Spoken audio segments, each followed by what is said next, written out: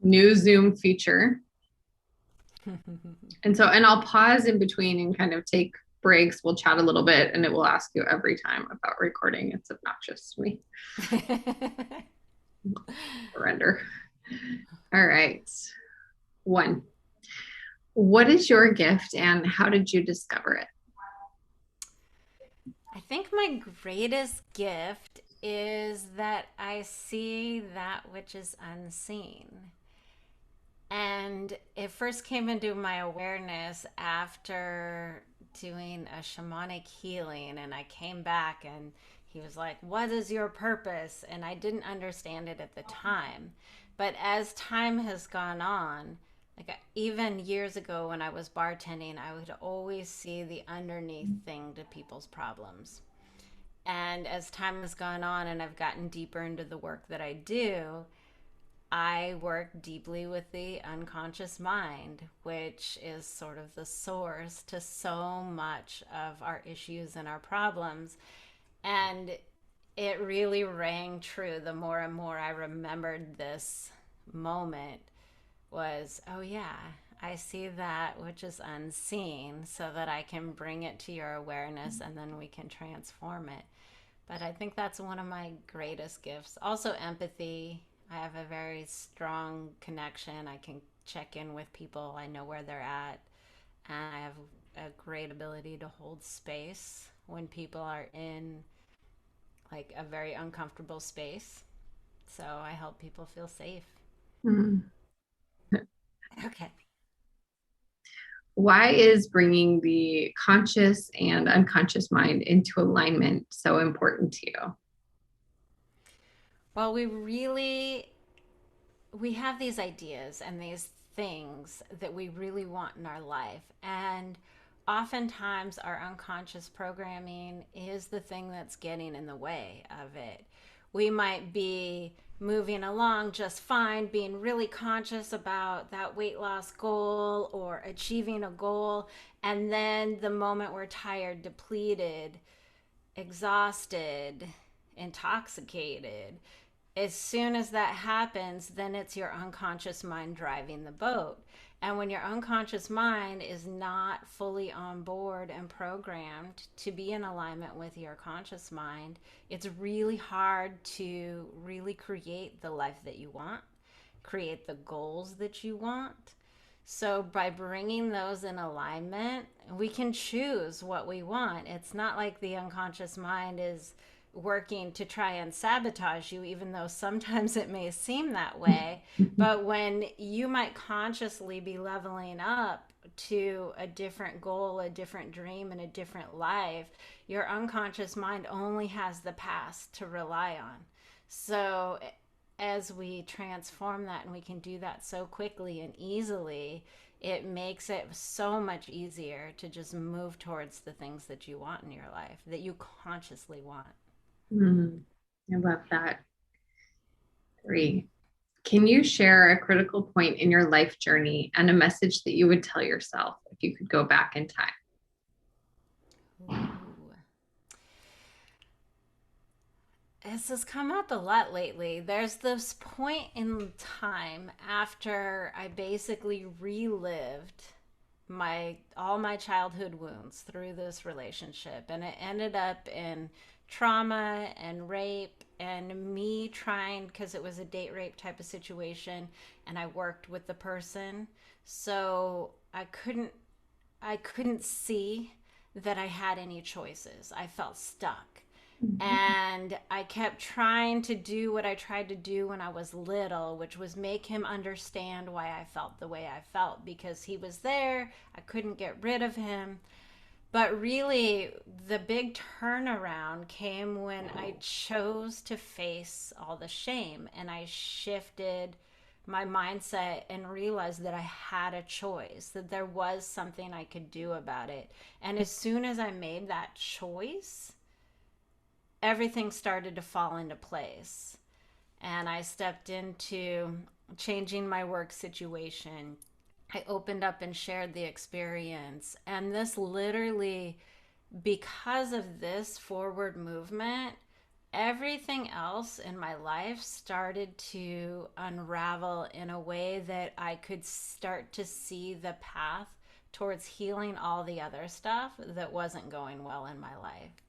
It was sort of that pivotal point where, you're going through this terrible thing, and all of a sudden you see that you have a choice, another moment, and it sort of catalyzed everything else, the whole big part, the biggest part of my journey of healing. Wow, what a powerful story and way to use it. I think we've all been in some kind of shame storm, and taking control of that is really inspiring. Yeah.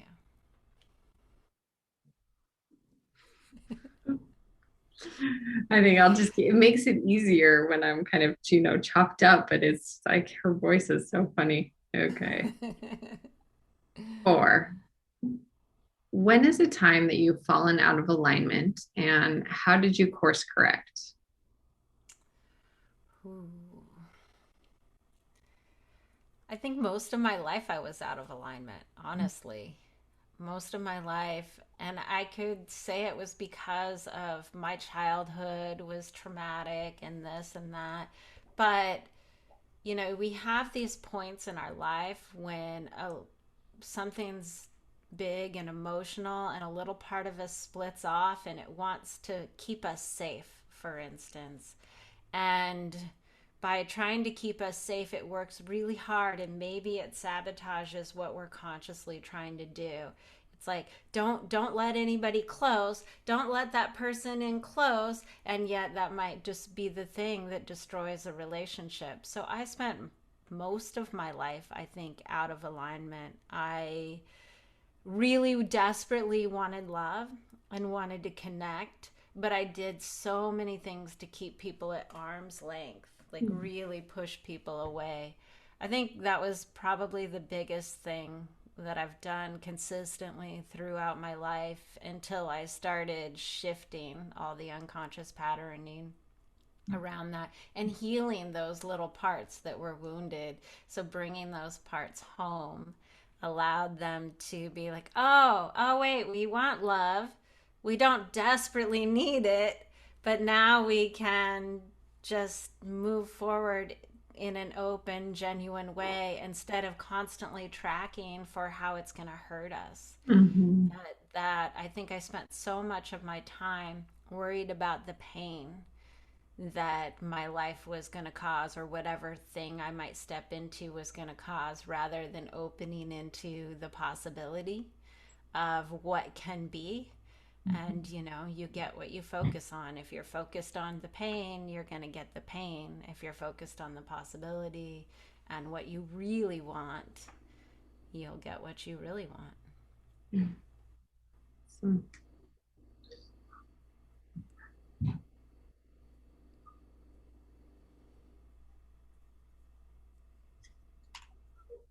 all right. 6. I'm skipping.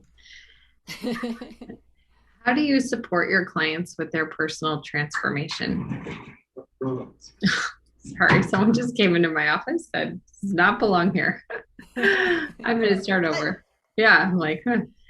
How do you support your clients in their personal transformation? Do you use any modalities, programs, tools, processes?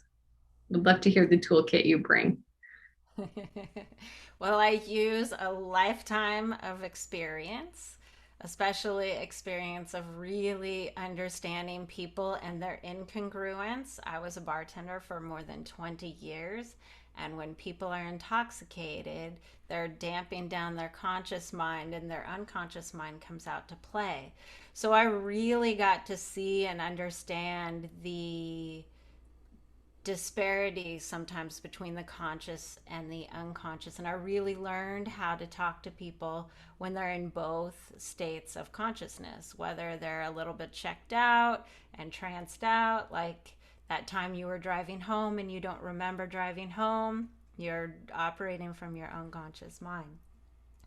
So that gave me a really great foundation. And of course, my childhood, because I had a lot of trauma, I was always tracking for what was going on underneath the surface.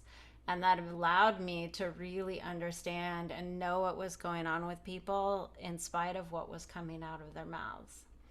And then as I grew and came into my own, I did a lot of body work, a lot of yoga. So I bring that information to the table.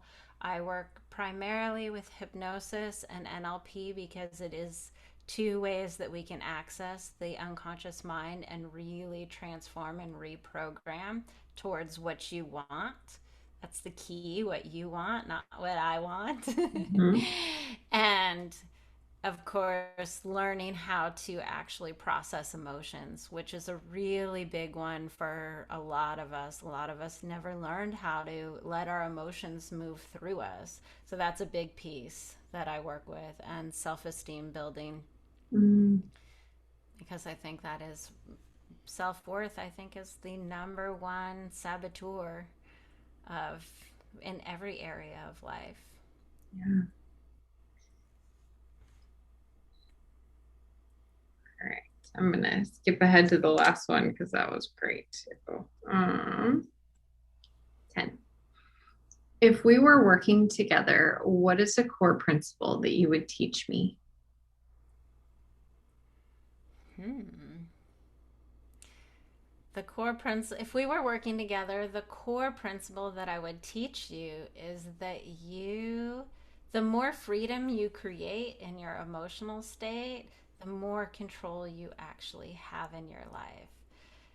And so it's a really funny concept because we do all these things to try to keep control. We like hold things close, we put up walls, we think it's going to protect us. But really, the more of that stuff you break down and create that feeling of freedom, you kind of become like water. So, no matter what life throws at you, because life is going to keep throwing stuff, it's always going to keep throwing stuff. So, it's about how you respond to it. So, if you can respond like this and flow through it versus like rigid and like you break when stuff comes towards you, it's about creating control and freedom at the same time, and by relinquishing the control, which is so funny. Be like water. Right. Which is very powerful.